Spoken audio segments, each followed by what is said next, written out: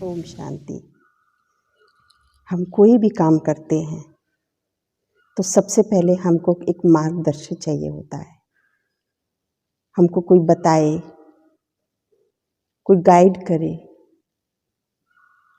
चाहे हम धर्म से जुड़े हुए कोई कार्य करें, पूजा अर्चना करनी है, कोई हवन विधि करनी है, कुछ भी करना है, हम चाहते हैं कि कोई गुरु मिले। अध्यात्म मार्ग पर हम बढ़ना चाहते हैं तो भी हम एक गुरु की तलाश करते हैं जो हमको उस मार्ग में आगे बढ़ने के लिए रास्ता दिखाए। या फिर हम जीवन में आजीविका के लिए कुछ भी सीखना चाहते हैं, किसी भी फील्ड के अंदर कुछ भी हम करना है तो हम उसके लिए भी मार्गदर्शन चाहते हैं। कोई हमको बता सके कि ये करने से ऐसे होगा, इस कार्य को इस विधि से करें तो ये कार्य पूरा होगा। हमें कोई भी लाइन चुननी है तो हम गुरु करते हैं। कोई भी काम करने के लिए हमें गुरु की ज़रूरत पड़ती है। जब अच्छे काम करते हैं तो गुरु की ज़रूरत पड़ती है और गुरु की मार्गदर्शन से हम अच्छा काम करते हैं। तो फिर ये सवाल आता है कि जो हमसे बुरे काम हो जाते हैं, जो हमसे खराब काम हो जाते हैं, जो हमसे पाप कर्म हो जाते हैं, वो कौन कराता है? पाप कर्म कौन सिखाता है? ये क्यों हो जाते हैं? इनके होने के पीछे कौन है? इनके पीछे, क्योंकि कोई भी कर्म बिना वजह से नहीं होता है। अच्छा कर्म उसकी भी वजह होती है, जो बुरा कर्म है उसकी भी वजह होगी। अपने आप कर्म नहीं होता है, कर्म की उत्पत्ति कहीं ना कहीं से होती है। तो हम इसीलिए हम सोचते हैं कि कोई गुरु हो जो हमें अच्छे कर्म सिखाए। इसका मतलब जो हम कर्म कर रहे हैं, जो हमको अब राह हमें मिली हुई है, जिसने भी वो राह दी है, इसका मतलब वो हमें वो ठीक नहीं है, हमें कुछ और श्रेष्ठ रास्ता अपनाना है। तो जो राह हमारे पास है वो किसकी प्रेरणा से होती है? क्या पाप कर्मों का, बुरे कर्मों का भी कोई गुरु होता है, कोई शिक्षक होता है जो हमको सिखाता है? स्कूल में हमें शिक्षा मिलती है इस दुनिया की, इस जगत की। माता पिता हमको देते हैं, परिवारों में हम किस तरह से निभा के चले, वो हमको इस तरह की मार्गदर्शन करते हैं। तो हमसे जो खराब काम होते हैं वो किन की मार्गदर्शन में होते हैं? क्या पाप का भी कोई गुरु होता है? ऐसे ही एक सवाल मन के अंदर उठा। एक सज्जन का भी ऐसे ही सवाल उठा। एक बहुत बड़े संत जो अभी अभी काशी में अच्छे अध्यात्म और धार्मिक पुस्तकों का अध्ययन करके अपनी विद्या पूरी करके आए थे, उन्होंने बहुत सालों तक उसका अध्ययन किया।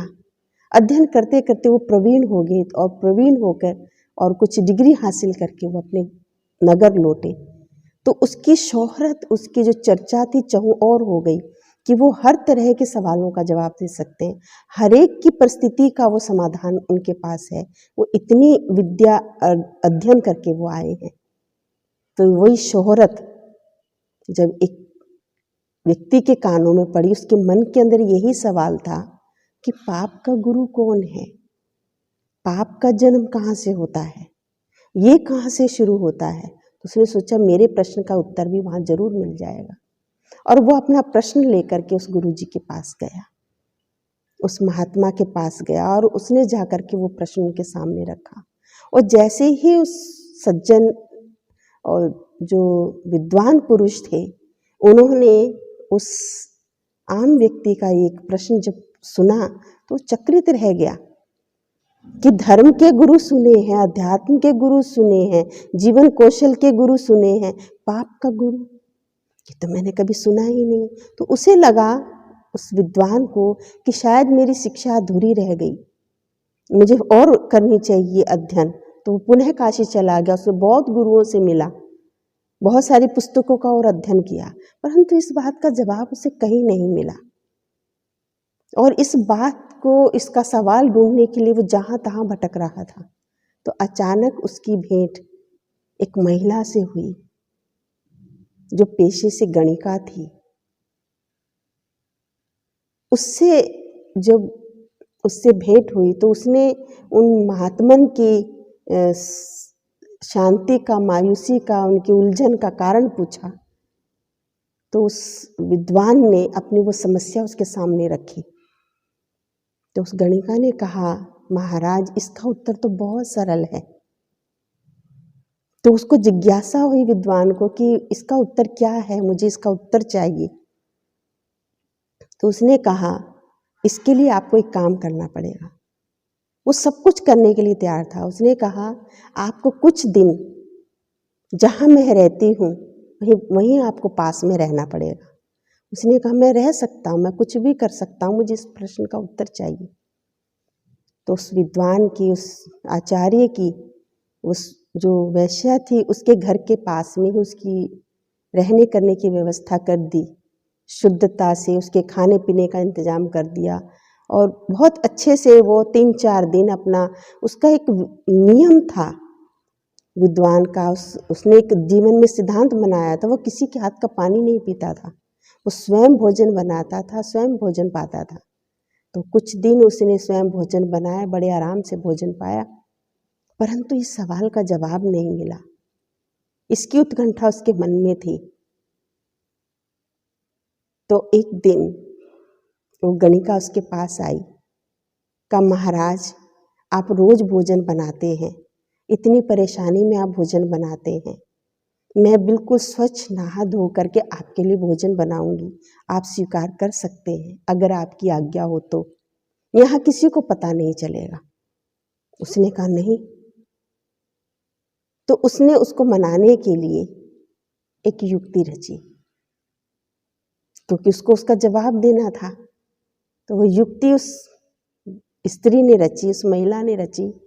उसने कहा, मैं बिल्कुल शुद्धता से धुलाई करके, नहा धो के शुद्धता से आपका भोजन बनाऊंगी, शुद्धता में कोई कमी नहीं आएगी और किसी को पता भी नहीं चलेगा।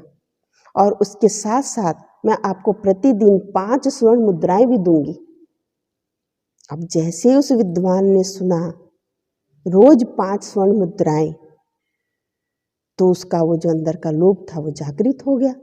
उसने कहा, ये तो अच्छा है, खाना भी बना बनाया मिलेगा और साथ साथ 5 स्वर्ण मुद्राएं भी मिलेगी और मेरे प्रश्न का उत्तर भी मिलेगा। तो वो राजी हो गया और उसने कहा, परंतु एक बात का ध्यान रखना कि तुम्हारा यहाँ भोजन लेके आना मेरे पास कोई देखे नहीं, किसी को पता नहीं चलना चाहिए। उसने कहा, ठीक है।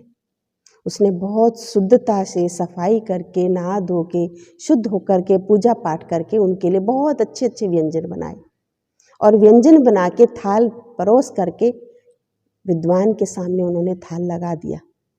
जैसे ही उस महाराज ने भोजन स्वीकार करना शुरू किया, उस महिला ने भोजन की थाली को अपनी तरफ खींच लिया। अब इस चीज को देख करके विद्वान बड़े क्रोधित हुए। उन्होंने कहा, ये तुम किस तरह का निरादर कर रही हो, ये भोजन को स्वीकार करा देने के बाद और तुम वापस ले रही हो, ये किस तरह का अपहास है, किस तरह का अपमान है, ये क्या मजाक कर रही हो। उसने कहा, नहीं महाराज, ये मजाक नहीं है, ये आपके प्रश्न का उत्तर है। आप अपने सिद्धांतों में इतने पक्के कि आप किसी के हाथ का जल भी नहीं लेते थे, लेकिन कुछ स्वर्ण मुद्राओं के लोभ में आकर के आपने मुझ जैसी स्त्री के हाथ का भोजन खाना स्वीकार कर लिया। यही इसका उत्तर है। हमारे पाप कर्मों का जो गुरु है, जो हमारे पाप कर्मों की जड़ है, वो है लोभ, वो है लालच। कुछ पैसे के लिए, कुछ दौलत के लिए, हासिल करने के लिए हम कुछ भी करने के लिए तैयार हो जाते हैं। अपने सिद्धांतों से भी कॉम्प्रोमाइज़ करने के लिए तैयार हो जाते हैं। अपने रिश्तों से भी हम समझौता कर लेते हैं, अपने परिवार से भी समझौता कर लेते हैं। ये हम सबके जीवन की बात है, हम सबके जीवन की कहानी है। आज पूरे संसार के अंदर लोभ, जबकि देखने में बड़ा छोटा सा है, लोभ की ज़रूरत सिर्फ इतनी है घर परिवार को चलाने के लिए, घर परिवार को तोड़ने के लिए इसकी ज़रूरत नहीं है। लेकिन आज ये लोभ जब घर कर जाता है हमारे अंदर, और उस लोभ के वश होकर के जब हम कोई कर्म करते हैं, वो ही कर्म पाप कर्म होता है। इन विकृतियों के वश होकर, लोभ के वश होकर के, लालच के वश होकर के हम अपनों का हित भी मार देते हैं। हम अपनी मान प्रतिष्ठा को भी दांव पर लगा देते हैं। रिश्तों को भी हम खत्म कर देते हैं, परिवार को तोड़ देते हैं। आज घर बिखर रहे हैं, परिवार बिखर रहे हैं, रिश्ते टूट रहे हैं। ज्वाइंट फैमिली से एकांकी फैमिली से भी बिल्कुल अकेले हो गए हैं, सिर्फ इस लोभ की वजह से। मेरा और तेरे का जो लोभ है, मेरे पास इतना हो, इसका जो लोभ है, तो इसीलिए पाप कर्म की जो नींव है वो कहीं ना कहीं एक छोटा सा हमारा लालच, छोटी सी हमारी आसक्ति, छोटा सा ये लोभ, इच्छाएं इसका जन्म देती है। इसीलिए हम ये प्रयास करें कि हमारा जीवन लोभ लालच से ऊपर हो, इससे रहित हमारा जीवन हो। इससे रहित अगर जीवन जीने का प्रयास करेंगे तो हम पाप कर्म से बच सकते हैं, क्योंकि ये कहीं ना कहीं हमसे कुछ ना कुछ पाप जरूर कराएगा। तो इसीलिए इतने बड़े आचार्य, इतने बड़े सिद्धांत, इतना बड़ा सब कुछ अध्ययन करने के बाद भी एक लोभ ने सब कुछ कराने के लिए मजबूर कर दिया। उत्तर पाने के लिए, उत्तर पाने की उत्कंठा थी उसको, ये भी एक अंदर आया, मैं इतना सारा अध्ययन करके आया हूँ और मेरे पास इसका जवाब नहीं है। ईगो भी आया और चंद मुद्राओं ने उसके सिद्धांतों से भी समझौता करवा लिया।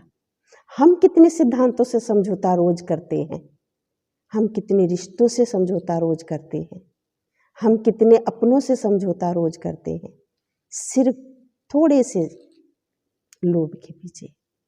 इसीलिए जब हम कुछ अच्छा करने जाते हैं तो कुछ अच्छे लोगों की प्रेरणा लेते हैं। अगर हमसे कुछ बुरा हो रहा है, पाप कर्म हो रहा है, वो भी ऐसे नहीं हो रहा है, उसकी भी कहीं ना कहीं जड़ होती है। और वो जड़ हमारे भीतर की जो अवगुण है, जो हमारे भीतर की विकृतियां हैं, जो बुरे संस्कार हैं, खराब, वो हमसे बुरे कर्म कराती है। इसीलिए अपने जीवन में उनको स्थान ना दे करके, उन स्थानों से रिक्त होकर के जब हम जीवन जीने का प्रयास करेंगे तो हम इन पाप कर्मों से बचे रहेंगे। ओम शांति।